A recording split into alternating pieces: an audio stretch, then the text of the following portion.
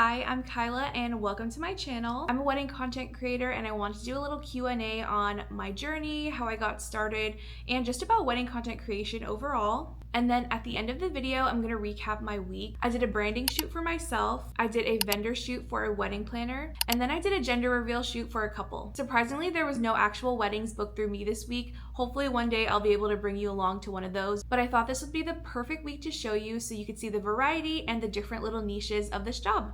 Okay, without further ado, let's get into it.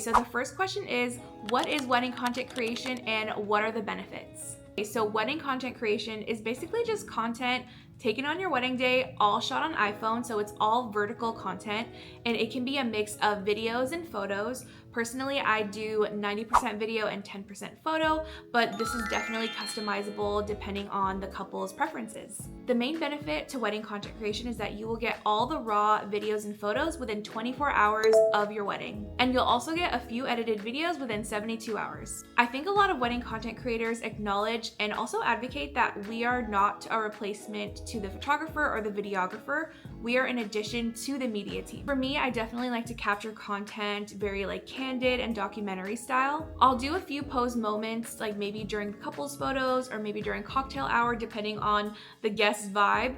But for the most part, I really like to capture the day as it goes by. The next question is, do I have to be an influencer to book wedding content creation? Absolutely not. So this is a common misconception. You do not have to have a big social following or even a public account to hire a wedding content creator. Preserving memories is for everyone. And to be honest, I've worked with a lot of brides who've had private accounts. The next question is, how did you get started with wedding content creation?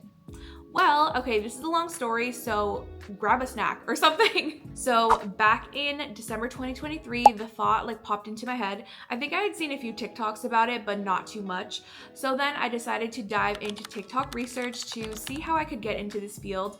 And it seemed like most videos were saying that you had to start your own business. At the time, I was working 9 to 5 and I just feel like I didn't have time to start a whole new business on the side. And then fast forward about 6 months later, summer of 2024, I got a message from someone who owned their own wedding content creation company, and she was looking for more associates in the Bay Area. After looking at her page, she had associates in Utah, Texas, all over California, so it was honestly a super easy yes. I'm so grateful that I said yes because I was able to get one-on-one mentorship from her, and that is something so unheard of in this industry, so I'm just so appreciative. Anyways, I did a handful of weddings in 2024, and I feel like that was such a great way to kind of ease into things. I was also still working at my 9 to 5, so it was really just a side hustle for me that I looked forward to whenever I did have a wedding scheduled. I realized quickly that I loved it. After the weddings, when I would sit in my car, I would just be so happy. So I knew that I had to keep going. And also I was working a more administrative job in the tech industry. I was in the recruiting department and I was sitting on my computer screen all day. So it was really nice to go to a wedding and just be fully present and get to collaborate with people in person and be creative. I've always wanted to have a creative job, so I think that's why I fell in love with it. Now in 2025, the owner of the company, her name is Alejandra, she actually decided to pivot into wedding planning. So then that left me with a decision. Do I stop doing this? Do I start my own business? Do I find another wedding content creation company to work for? I knew that I loved it so much that I didn't want to stop, so I decided to take the leap and start my own business. I think it was easier for me to come to this decision because at this point, I already had done a handful of weddings. I knew what was going on. I knew the process. So I felt confident diving in and managing my own clients and my own bookings. Also in 2025, I got let go from my 9 to 5, so that was even more of a push to turn my side hustle into something that could be a real source of income for me. My business's first official wedding was October 2025, so it hasn't even been a full year yet, but I have learned so much in this short amount of time, and I'm just so grateful that I took this chance on myself. The next question is, what do you bring with you on wedding days? How many cameras do you have? In terms of cameras, up until recently, I only just brought my one iPhone with me, but then in April of this year, I actually got a second camera that I use for work and content. I bring that as my main iPhone, and then I have my regular iPhone with me. Truth be told, I did a wedding in March, and a notification came up on my phone that said iPhone too hot, and it freaked me out, so I got a designated phone for content. Other supplies I bring with me are a tripod, a gimbal, mini mics if someone wants their private vows recorded, selfie light for the reception and dancing, and then hopefully I'll start bringing this more often. I have recently started offering Super 8, so then I will bring a leather strap and then attach my Super 8 camera to that just so I can hold everything with me all at once. My Super 8 came with this like hard shell case, which I love because it's super protective, but it just does not make sense to be carrying a briefcase with me the whole day. So I got this custom leather strap that I love, and that is everything I bring with me on a wedding day. The next question is, what do you talk about with your client beforehand? 1, the timeline, and are there any special moments that you really want me to capture? Are there going to be any unique moments like a music performance, or is there going to be a grand exit with bubbles or sparklers? Those are things I like to know in advance, and I will list them in my notes app just so I know what to look for the day of the wedding. I also ask if they want anything recorded in full. A lot of people love to have their first dance recorded in full, and also any speeches and toasts. And then finally, I ask them what they want their edited videos to be. So for me and my offerings, every couple gets one recap video, which is usually about 1 to 2 minutes long. And then they will also get anywhere from 1 to 3 short form videos, depending on what package they picked. So I just like to ask them what they want for the short form video. Some of our most popular requests are a romantic couples montage or a details video that encompasses all of your florals, signage, and things like that. The next question is, what is your favorite part of a wedding to shoot? I honestly love capturing the first look. I think it is so special that we get to see that. Like, not even the maid of honor or the bridesmaids get to see the first look, so it just feels really special that we get to be part of that and we get to capture that and document it for the rest of their lives. Okay, the next question is, what is an unexpected obstacle that you have had to go through with wedding content creation? There's a few that I can think of off the top of my head, but the first one is that because I started with a wedding content creation company, I'm used to inquiries like flying in, and so when I started my own business, that was just not the case. I really had to start from the bottom and build my own clientele up. I also had to lower my prices. So the first wedding I ever did, I feel like I charged alarmingly low, but it had to happen so I could get those first initial inquiries. When I started, it was honestly a little slow at first, but then eventually it picked up, and my spring of this year, 2026, was poppin', and I am so grateful for all the couples that have booked with me. I captured so many amazing love stories, and it just makes my heart so full that I was able to have that many bookings in only 1 year of being in business. So during this busy spring season, I reevaluated my pricing. I calculated a pricing that was more fair and sustainable for my business. So I did raise my prices, and shortly after I raised, I noticed that there was a big slowdown in bookings. So I started to feel like really discouraged about that and was wondering, did I raise my prices too soon, and should I revert them back to how they were? But thankfully, each wedding that I go to, I get to network with all the vendors. So I was chatting with a photographer who's been in this industry for about 7 years,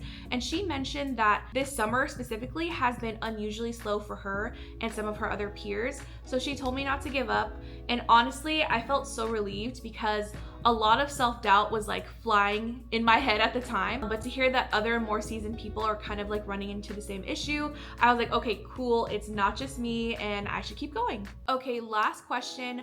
What's next for you and your business? I love this question. So obviously I want to continue growing my business. I would love to get to a point where I have consistent bookings, where I have at least 1 to 2 weddings a month that I am super excited about. I would love to do an out-of-state wedding, and I would love to do an international wedding. Someone take me to Italy. I will get so much amazing content for you.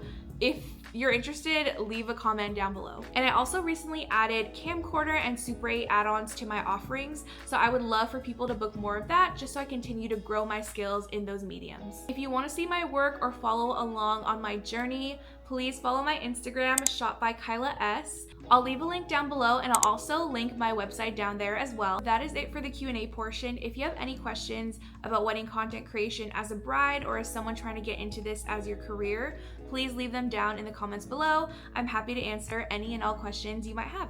Okay, now I want to chat about how my week went. So on Thursday, I did a branding shoot for myself, and I'm really excited because I really wanted like professional images to post on my website and also on my social media. I had my little sister come and take BTS content, so I'll add that in right now.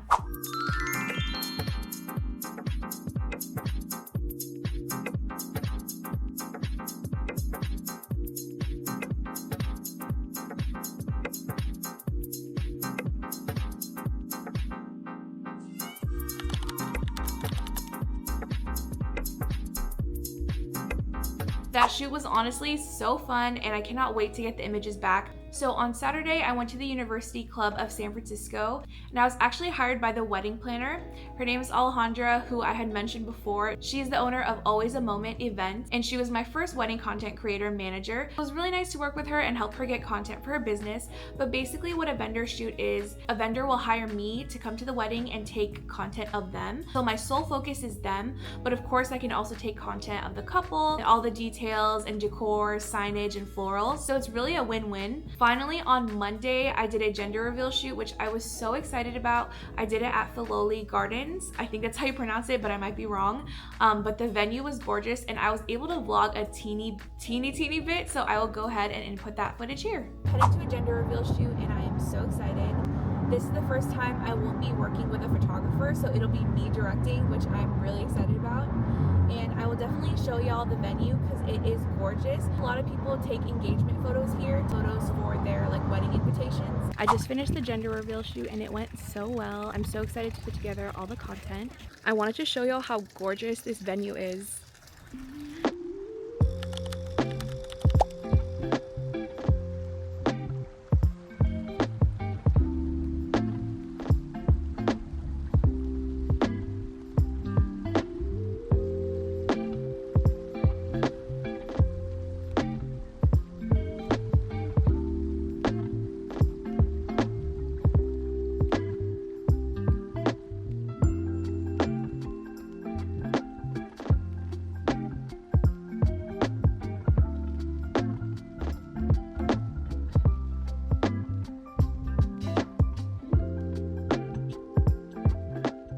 Okay, that is it for this video. Thank you so much for watching and listening to me yap. If you have any questions about anything I mentioned in this video, feel free to drop them in the comments below, and I will see you next time.